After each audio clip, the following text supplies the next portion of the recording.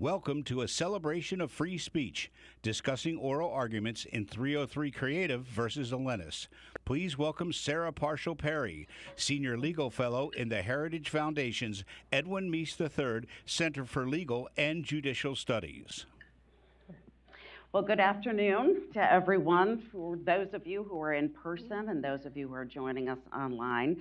Today, the Supreme Court heard oral arguments in one of the term's marquee cases, 303 Creative versus Elenis. And in it, civil rights and constitutional law are seemingly at odds with one another. The justices have been asked to decide whether applying a public accommodations law to compel an artist to communicate a message with which she does not agree violates her constitutional rights under the First Amendment. Should the government be able to tell Americans what they can and cannot say? Should artists be forced to express messages they don't believe? Well, my guests here today are going to help us answer those questions, and two of them are attorneys with Alliance Defending Freedom, the law firm that is representing Lorie Smith in this case. Jonathan Scruggs is ADF Senior Counsel and Director of the Center for Conscience Initiatives. Since joining ADF in 2006, he has prevailed in other cases concerning the rights of individuals to express their beliefs. Colorado's Masterpiece Cake Shop versus Colorado Civil Rights Commission, and Brush versus Nib Studios in Phoenix, which he argued before the Arizona Supreme Court.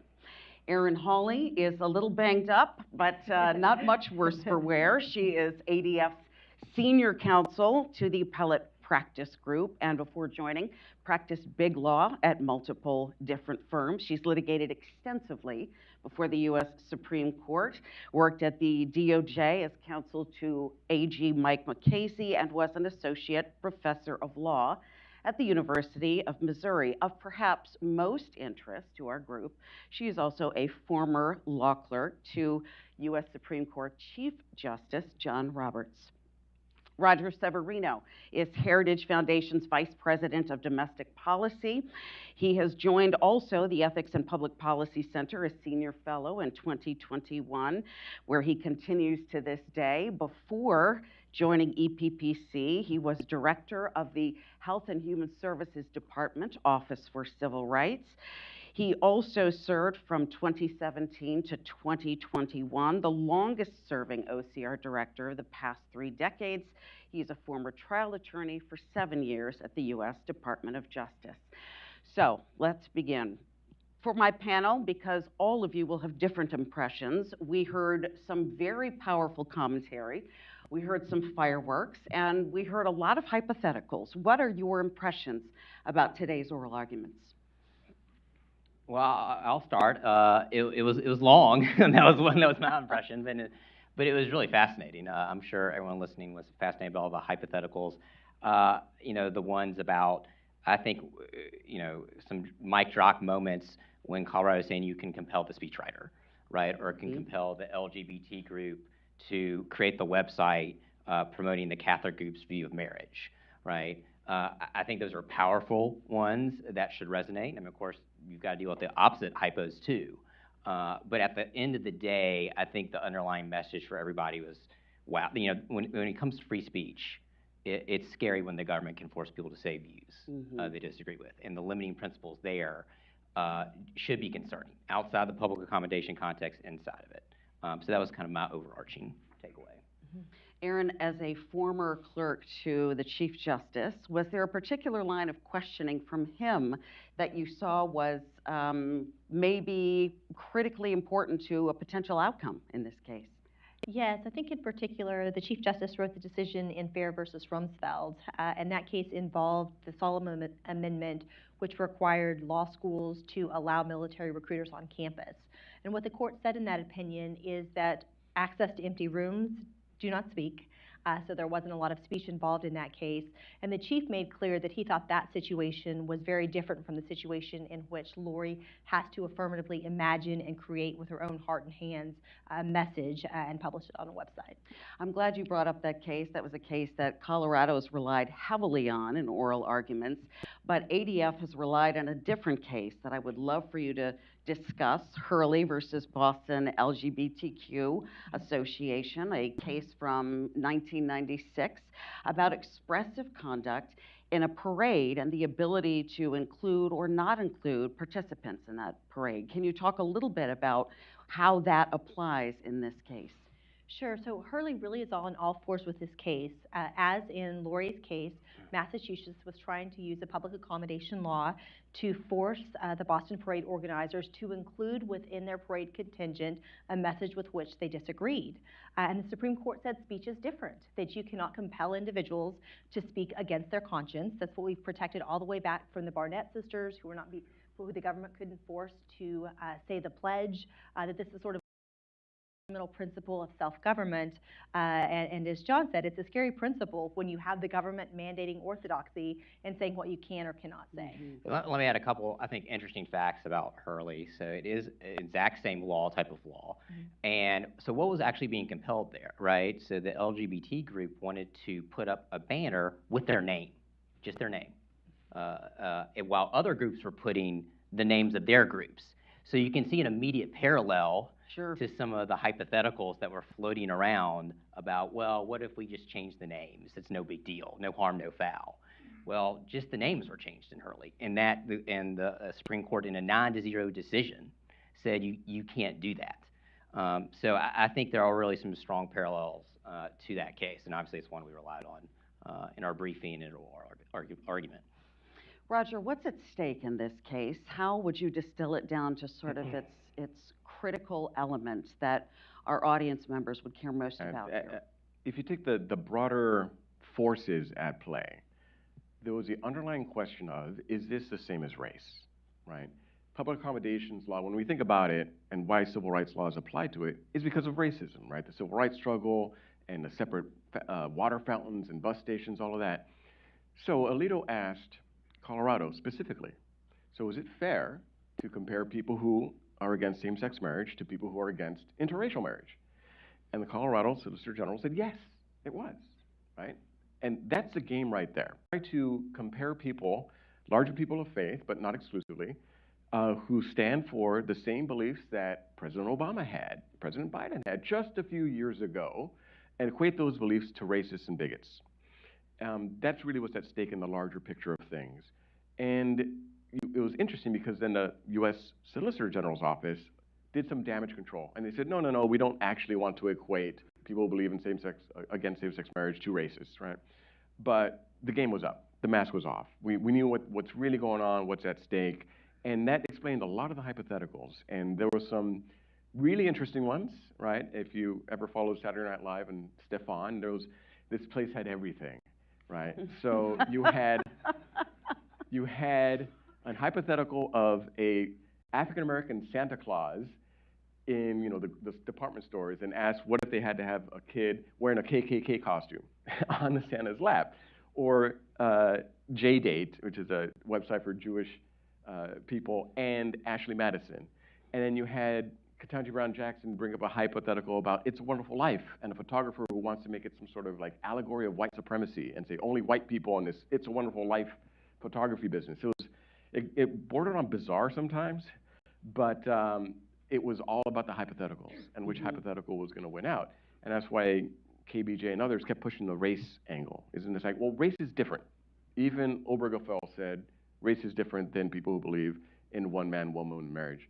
We'll see what prevails ultimately. I think most justices on this court, based on oral argument, are going to say that 303 Creative will win. It'll be really interesting to see how they deal with the race question.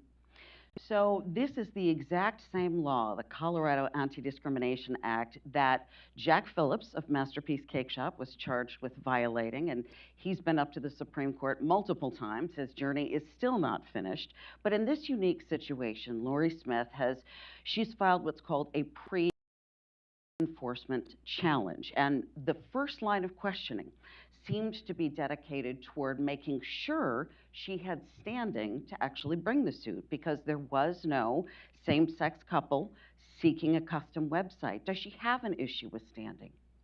I'll take that one. I mean, I don't think so. I think Kristen said it rightly. This is one of the easiest cases for standing.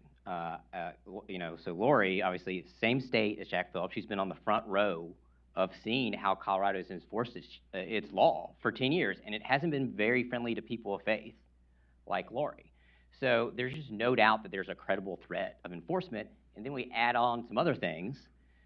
Maybe the fact that they've been trying to enforce the law against Lorie, or saying that they can enforce the law against Lorie for the past 6 years in this case. They stipulated below, or admitted at the oral argument at the district court, that the communication clause would forbid her from posting her statement.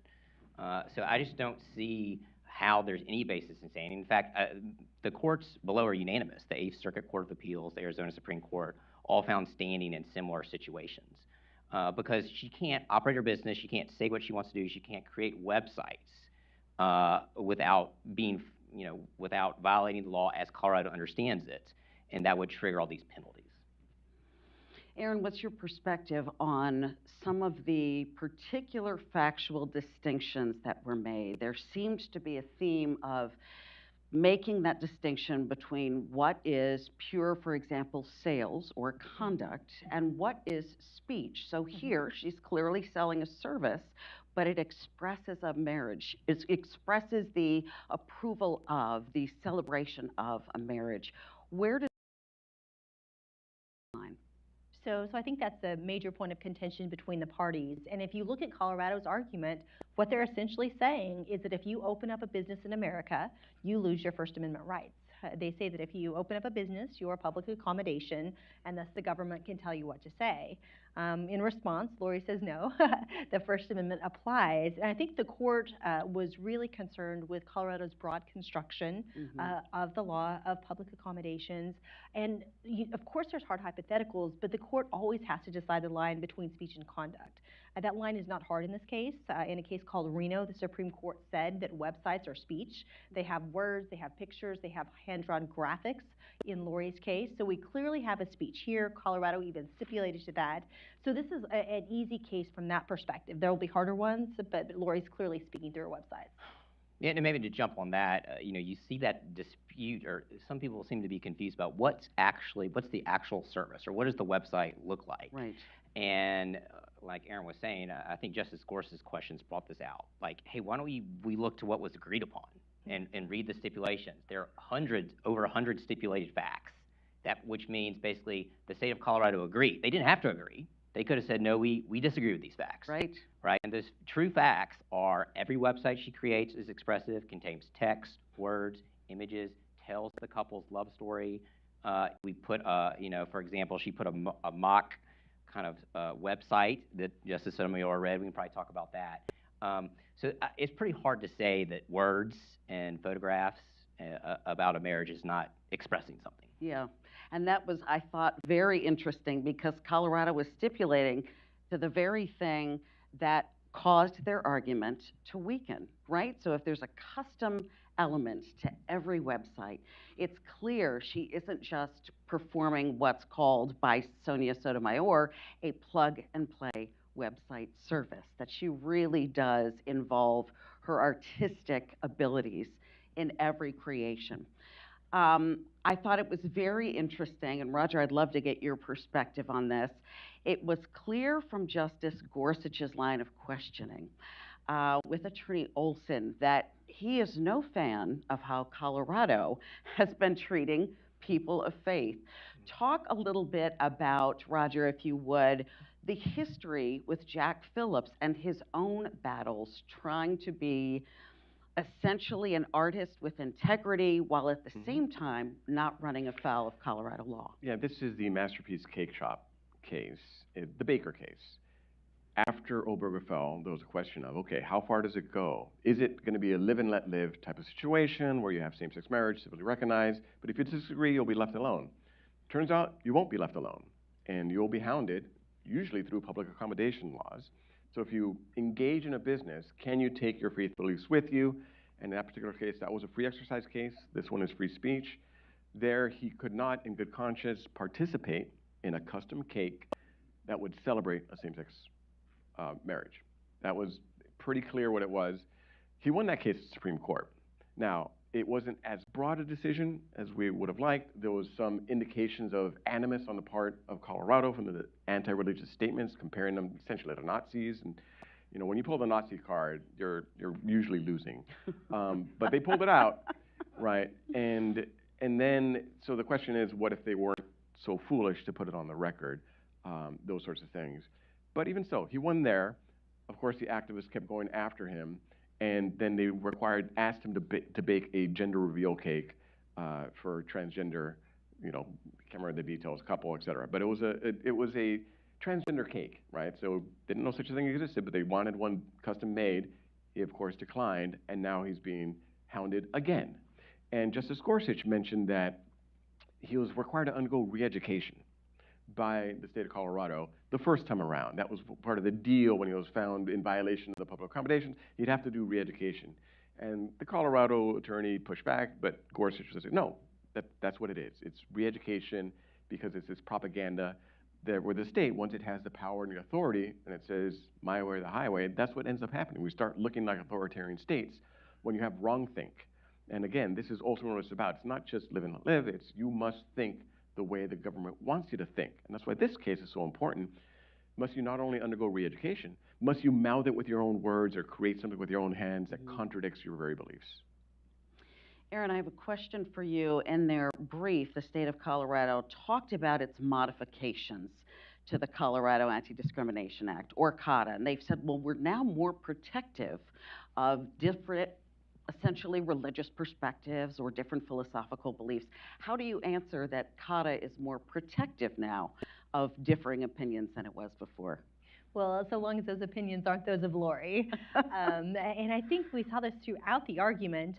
Even the United States agreed that if you have a message-based exception, as a business owner, you should be able to say, look, I don't create that message for anyone.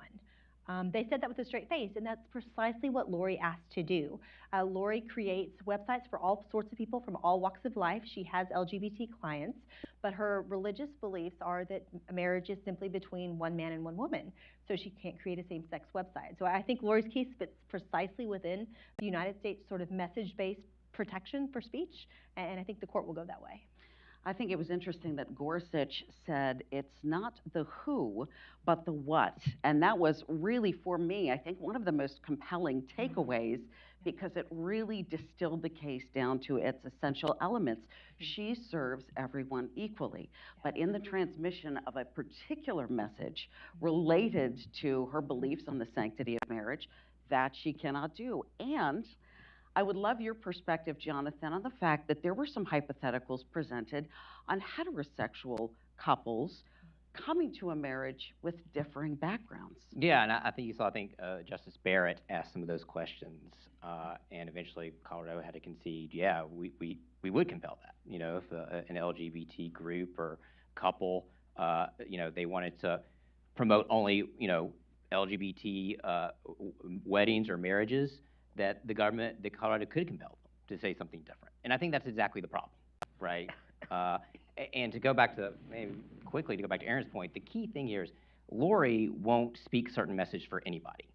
So the same messages are on the menu for everybody, if you want to use that kind of phraseology, right? She's treating everybody the same because she's offering the same messages for everybody.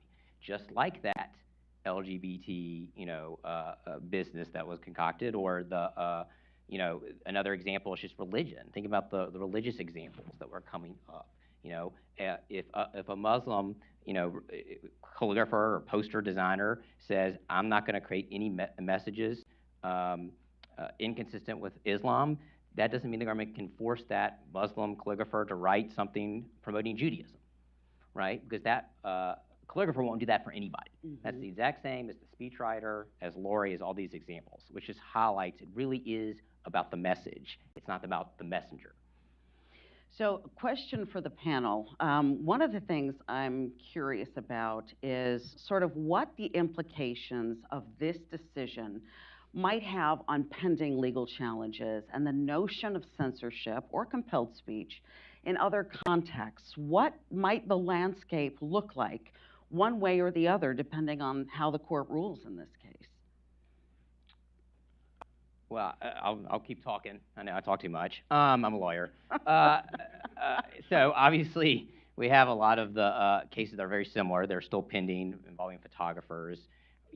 Public accommodation laws are spreading in terms of scope. 19 of them have political ideology. 19 jurisdictions, 20% of the state of Maryland. The court has interpreted the state of California to have a political ideology component in its public accommodation law. So they have very broad implications. We've even seen them apply to beauty pageants. There was a recent case coming out of the Ninth Circuit that protected the right of a beauty pageant to select who could participate. The same way that the Hamilton play, you could imagine.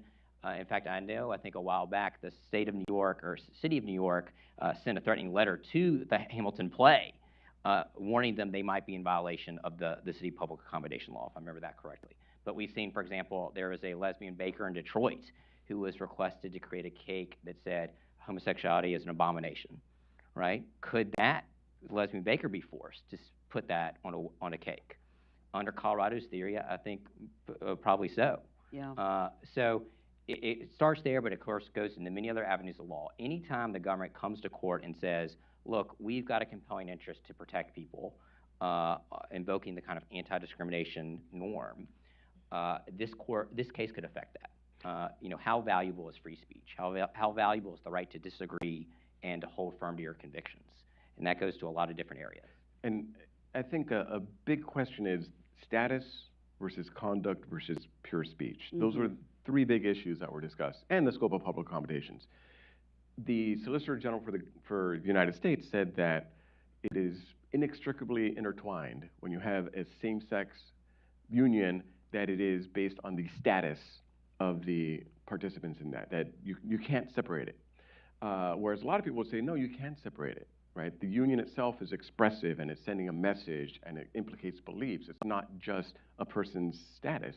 And this is going to come up in all sorts of other contexts. So we're seeing this in healthcare. The Biden administration wants to require doctors to perform cross-sex surgeries, including on minors, right? And then the question is, well, is that status or conduct? Like, what is being done there? Is it the denial of a service based on transgender status, or is it doctors don't want to do this sort of surgery, right? So those sorts of questions, and no matter the identity, it doesn't matter the identity, it's healthy tissue, right?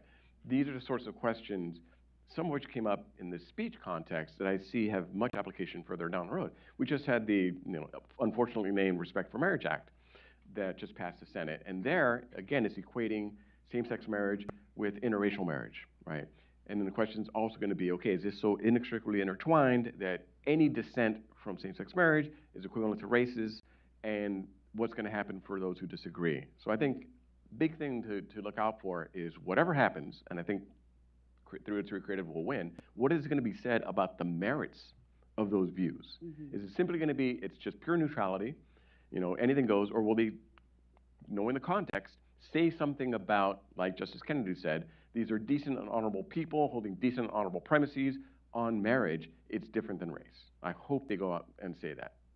And Kristen Wagoner sort of alluded to the promise of Obergefell. And so many of us, I think, feel as though the promises that we received at the time, that decent and honorable people can hold reasonably differing perspectives on the notion of same-sex marriage based on their religious or their philosophical beliefs, is sort of slipping away. And I think that was something that was critically important to some of the things that she said, Erin. Would you agree?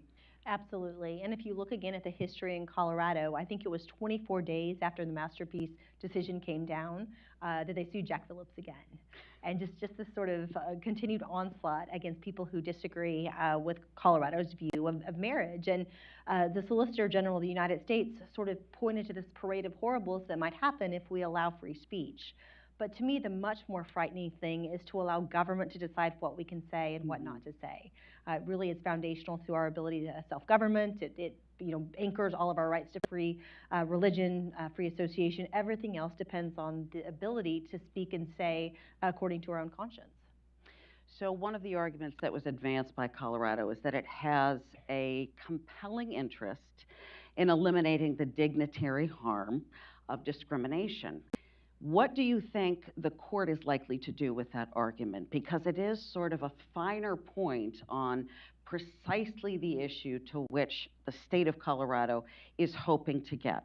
We don't want discrimination against people. Of course, ADF's response is we also don't want compelled speech, but that notion of eliminating dignitary harms, what do you think the court is likely to do with that? So I think there's two responses, and one is that Lorie does not discriminate. She willingly serves everyone, and she has LGBT clients that she works with on other issues. So I think that's the first point. And then the second point is that the court has never found a dignitary interest to be an interest compelling that allows for the compulsion of speech. It faced the very same question in Hurley and in other cases like Masterpiece. That's a great distinction because it has, in the case of sex discrimination and in the case of race discrimination, required the alteration of behavior, but never the alteration of speech, treating speech as distinct among those first of our Bill of Rights freedoms. And I think even from this past term, we saw two very strongly protected First Amendment cases, the case of the cussing cheerleader and the case of the praying coach, both of whom in two different contexts, while obviously both related to education. But we had Justice Breyer, that liberal lion, saying that classrooms are the nurseries of democracy, and that maintaining protection for disparate perspectives and views and sort of speech is essential to a pluralistic society. Are you hopeful that the court may sort of hearken to something as recently as a few months ago and decide again that compelled speech is something they don't want to partake in? I think being exposed to contrary views is one of the foundational premises of our democracy. Mm-hmm. That's not really what's at stake here. It's being forced to say something you don't want to say. So it's even one step worse than having an open marketplace of ideas and being exposed to things, right? But forcing people to go contrary, and that's a step much different. It's different in kind, and I hope the court will recognize that. Now, the question of dignitary harms. Well, when you have so many options for wedding designers and cakes, etc., wouldn't you want somebody who actually has their heart in it for you to give you the best product, the best design? Or is it that you want to drive them out of business and take away their livelihood, right? Which is exactly what's happening here with Jack Phillips, et cetera. So, Jonathan, let me ask you about this notion of sort of the competing interests of civil rights law and constitutional guarantees. Are we likely to see more of this in the future as public accommodations laws expand? Or are we, if, for example, Lorie Smith is successful at the Supreme Court, are we finally going to see sort of a pumping of the brakes on the notion of forcing individuals to express ideas or to violate their sincere religious consciences under the auspices of preventing discrimination? Yeah, I mean, I hope it's the latter in the sense that, I mean, that's one of the goals, right, of this, to get the court to make clear that, the First Amendment is the Constitution.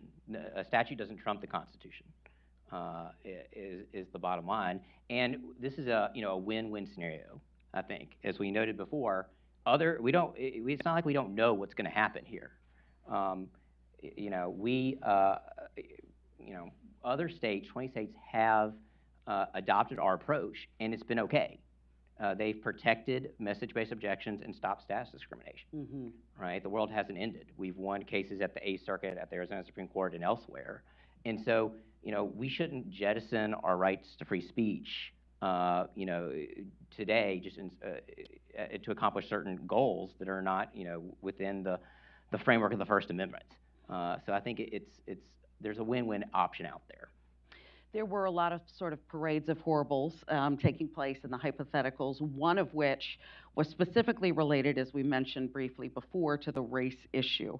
And I think the greatest fear that we're seeing from the state of Colorado is the notion that, and ACLU, I know, has advanced these arguments as well in its own briefing, that there is the potential to return to the Jim Crow era, right? And that is, of course, something that none of us sitting on this stage would ever want. Talk to me a little bit, Aaron and Roger, about how likely something like that would be, or if this is a unique and distinguishable circumstance. Absolutely the latter. I think there's zero chance we're going back to Jim Crow days, those awful days, and for two primary reasons. First, when you think about the cases at Ollie's Barbecue and those sorts of examples, you're talking about restaurants or hotels that were refusing to serve Black Americans because of their race. That is not what this case is about. This case is about being able to speak a message. Lorie, again, willingly serves everyone from all walks of life, and I think that's what the court will say. When you have a message that's much different than conduct, it's very far from the traditional public accommodation laws that apply to things like inns, that apply to railroads, sometimes skating rinks, but always types of businesses that held them out to the public as sort of a quasi-public duty. So these types of common carriers. So that's not on the table, and instead we're talking about message-based exceptions. Yeah, and I agree with that. And another basic point, we had a civil war over race, right? And that's been part of our history. We've been trying to fight back the racism from those times, and we've made tremendous progress, and part of the solution of that was our anti-discrimination laws. It would be one thing to say, yes, we support vigorous enforcement on the race questions because of that history. Quite another to say that those who believe in man-woman marriage are the same thing and are equivalent. And that's why the statement from the Colorado SG was so shocking. And it was so troubling because they are equating it as being the same thing. And you have to think about the question on the merits. Now, this is a free speech case. It's framed as value neutral, okay? Fine. But you still, on this question, have to think, is there something different about same-sex marriage itself? What is the nature of that union, et cetera? And can you distinguish it from status? And I think you absolutely can, right? Marriage, we've known it for millennia as an institution and what its purposes have been, and only very recently, in the blink of an eye, has a new understanding even come to the fore. But to say that all those people who had those beliefs for millennia and still do are equivalent to racists, including Obama and Biden, who, again, only a few years ago, for the majority of their lives, believed the same thing about marriage as I and many others do, to call them the equivalent of bigots and racists is wrong. And I think the court should take a step on the merits of the question about marriage in particular, because it is so important to our society that to say that those who have those honorable and decent beliefs cannot be excluded and hounded. Leaving aside, under a value-neutral First Amendment, of course, everybody's views get protected. But this particular view is special for another reason, and we got to recognize that history as well. I have many more questions, but I want to give our audience a chance to weigh in. And we have two staffers who'll be walking around with microphones, so just raise your hand if you've got something to say. In the back here. I had a quick question about political beliefs, deeply held political beliefs, not just religious beliefs. So under Colorado law, would a person be compelled to act against their political beliefs? For example, could a left-leaning baker be forced to bake a cake that said Trump won the 2020 election? So not under Colorado, well, we make the distinguish here, Colorado's law and Colorado's theory. So Colorado's law doesn't itself make political belief a protected ideology, but they could just add it tomorrow. And 19 states do. And exactly, 19 jurisdictions do. So if you're in one of those jurisdictions, all bets are off, right? You want to, KKK, things along a whole spectrum that someone could be compelled. And, can you imagine the kind of conscience harm that it would cause I just think about how Lorie's process, to sit down, to have to imagine, write, create, publish on the internet something that violates the core of what you believe and something that you condemn. That is the state position of Colorado. And I think it's shocking and should frighten all of us. Other questions? I saw a couple of hands over here. Right here, Caroline. Hello. I have another hypothetical. We see a rise in transgenderism. So what if a man becomes a woman and then she wants to get married to a man? What will Lorie do with that hypothetical? I think that would likely be a question for Lorie, but she would decide that consistent with her religious beliefs. And our position would be that Colorado cannot enforce its own government views on that website. As the Ninth Circuit, in a, Yeah. a somewhat similar case, has addressed in a beauty pageant context. So, Yeah, in fact, the Green case, Green versus Miss United States Association, that was precisely what the Ninth Circuit panel held. I know there's a petition for en banc rehearing currently pending, but again, beauty pageants were considered to be expressive conduct. They are transmitting a message about what they believe to be ideal womanhood. They were well within their rights, according to the Federal Circuit Court, to be able to say, we won't include transgender females. And here's where the compelled speech comes in on gender identity. Forced use of pronouns, right? Will all of us be required to address a person who's biologically male, and we know to be biologically male, as she, right? By the power of government, could we be fined, et cetera? That is a form of compelled speech. So again, it's not that far of a step from same-sex marriage, where they say conduct and status are inextricably intertwined, to the same thing with transgender identity. Again, it goes, I think the truth of the matter matters tremendously. But the other point is, you are going to be forced to say something. Forced. And that's something we're all going to have to face very soon. Other questions? Down here in front. Hi.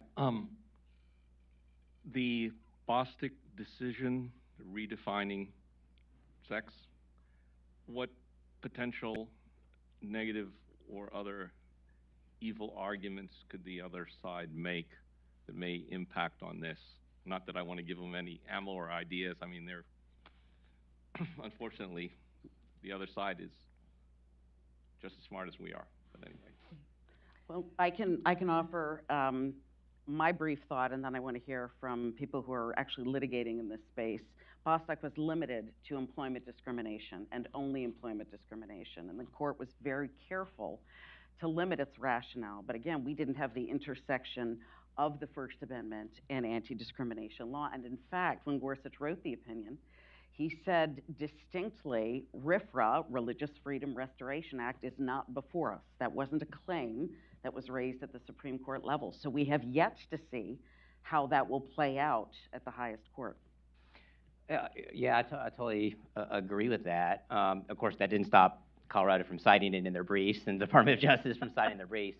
I think one kind of mic drop moment for me actually is the one, Roger, you mentioned in the argument when the Department of Justice admitted that when there is a message that is about a protected class, that the government couldn't compel that speech. And that essentially, you know, think about religion in that situation. Like people, you could say, again, that Muslim example who doesn't want to convey a message celebrating Judaism. Okay, that's the situation, but that's this case. That's 303 Creative, right? It's about the message, not about the person. Because Lorie serves people in the LGBT, she has LGBT clients, she serves people in the LGBT community, and Colorado stipulated, which means agreed, that she makes her decisions based on the message and not the person. It lines up perfectly. In that sense, I think the Department of Justice just undercut Colorado's entire argument. And they, in many ways, conflict with each other. Yeah, and I think the left is going to say after Bostock, the message is the person, or the person is the message, right? And then everybody has to go along. That's the conceptual move that they're making. They just conflate it all, where what I found, and your clients are the perfect example, you could very easily say, well, there's a message and then there's a person. We love the person, we treat everybody equally. It's a message we don't get on board with. I mean, people with reasonable intelligence could all see that. But if you want to be, you know, a bit antagonistic about it, you want to collapse it as much as possible and say you can't separate the message from the person. Now, flip side, people of faith and people of conviction, when they speak the message, that affects them as a person, right? So you could also flip it on them. If you make me say this, you're hurting my integrity as a human being or as a person of faith, my relationship with God, all sorts of things. By making me speak this, you're attacking me as a person as well. Other questions? Down in front here.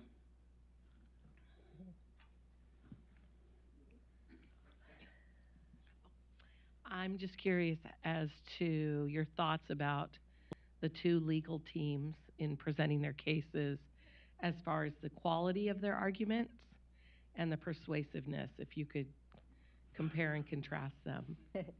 So I guess I'm biased. We were able to help with the case, but I think the court got a very good sort of argument laying out what the parties' claims were. From Lorie Smith's position, again, she serves everyone. She just wants to be able to speak according to her conscience. And as Justice Gorsuch encapsulated, it's the what, not the who. So I think that came through really strongly. I think Kristen Wagner's rebuttal was fantastic. She really made the point that there's no question about who's speaking. At least both people are speaking. Certainly the court has held that websites are speech. They contain words, they contain pictures, they contain graphics. Colorado agrees it's expressive. So I think all of those sort of factors really play into the court's former cases and say the court should protect her speech. Colorado tried to narrow its argument. I think one of Justice Alito said, you've narrowed it down to the sliver. Like, what are you really trying to protect? And they really tried to punt and say, maybe Lorie's not a public accommodation, to which they stipulated. They tried to throw all these extraneous things. But the reality is that all of their theories force Lorie Smith to create speech with which she disagrees. The court, at least 6 of them, seemed on board with that. Even Justice Kagan was concerned about the custom speech that Colorado says it can force Lorie to create. And as both John and Roger have mentioned, the United States really kind of cuts against Colorado because the United States would protect custom-made speech and custom messages, which I think is what Lorie has here. Yeah. Other questions? Down here, Cully. Cully Stimson, the Heritage Foundation. This is a look around the corner question. So much like we've seen law schools now deciding to drop the LSAT, probably in anticipation of the Harvard and UNC cases going the way they don't want them to go. Let's do the same mental exercise here. What will states like Colorado and other states be doing? And I'll direct this to Roger, my colleague, first. How does the other side think, and what anticipatory steps might they be taking already? Well, we thought after Fulton that there may be some shenanigans done there. This was the adoption case on same-sex issues as well.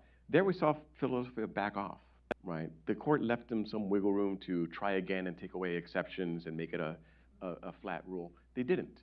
So I was encouraged by that, right? So perhaps some folks on the other side will be more careful in choosing their battles. Colorado, I'm not confident they would. They've been they're obsessed. They're obsessed with this issue. They keep going back to the well. And it'll move, if not same-sex marriage, it'll go on the issue of transgenderism. I'm not sure they'll ever stop. Aaron and Jonathan, do you agree?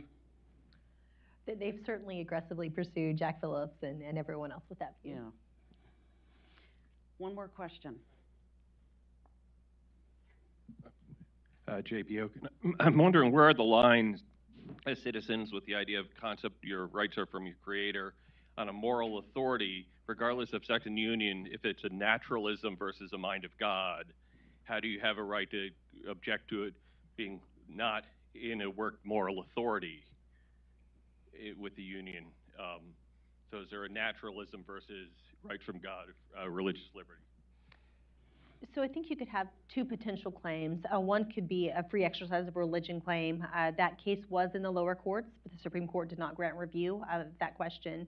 The free speech claim is more value neutral, and the idea is that it's always dangerous for the government to tell people what to say, and there's this right to self-autonomy.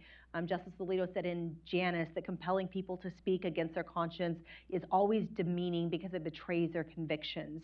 So in that sense, the free speech clause is value neutral, but the government can't compel against one's beliefs. One more question, I lied. We've got about 2 minutes left. Yeah. Each one of your favorite moments, it could be personal or in context for Lorie.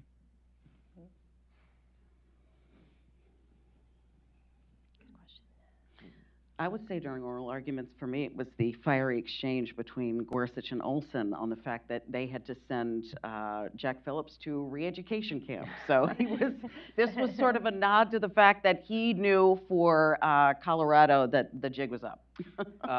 I'll go with just the discussion about speechwriters. I'm just going to nerd out, if you know, for the First Amendment lawyer here. I mean, because this issue came up at the 10th Circuit Court of Appeals, and Colorado is going to do it. And I think what actually that notion does, it explodes this concept of like, well, no one would know whose speech it is, or it's the speech of the clients. Well, if that's the rule, then we might as well just, you know, put some TNT in the First Amendment and explode it, right? Because think about this: publishers, speechwriters, other like newspapers. In that context, you don't know. You know, the New York Times runs an op-ed under someone else's name. Does that mean the New York Times has no First Amendment rights? That doesn't make any sense. And that would mean the government could compel almost any speech, right? If you are a commissioned speechwriter or commissioned any type of artist, the government could compel you to say anything whatsoever, and that just can't be right. So that moment of like highlighting the absurdity of where we are, that we're arguing that speech writing is conduct, like that's where we are in you know, this year. It was just kind of an amazing moment, I thought. Yeah, and on newspapers, in particular, a publisher, one of the questions was, would the New York Times be required, under Colorado, to run only marriage announcements for same-sex for all couples during Pride months? What if they wanted to do just same-sex couples on Pride month? And Colorado said no, they'd be required, because that'd be status discrimination. They'd have to do all comers. Well, interested in hearing what the New York Times, the First Amendment champion they pride themselves on being, what their response is to that. Erin, your closing thoughts, sort of what you thought was a great moment. For my part, I really love Justice Barrett's hypotheticals because her hypotheticals made clear that people of faith or people of conscience can have objections to messages and not to the people who are asking them to speak. So it really differentiated. She talked about, you know, maybe a couple that had met and put their love story together, that they divorced their former spouses and were just, you know, ready to get married. And that's something that Lorie probably wouldn't create because that's also against her religious beliefs that are core to who she is. And I just love that she really encapsulated that this is about the message that Lorie wants to create, not about who's requesting it. Well, thanks to everyone who was able to join us in person today. Thanks also to our online audience. Let's give our panelists applause.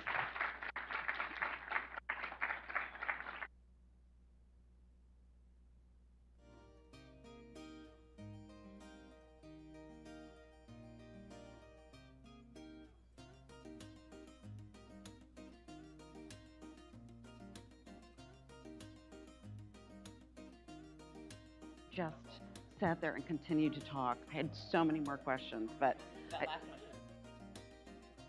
oh boy, did she kick ass in that closing. I was like, my girl.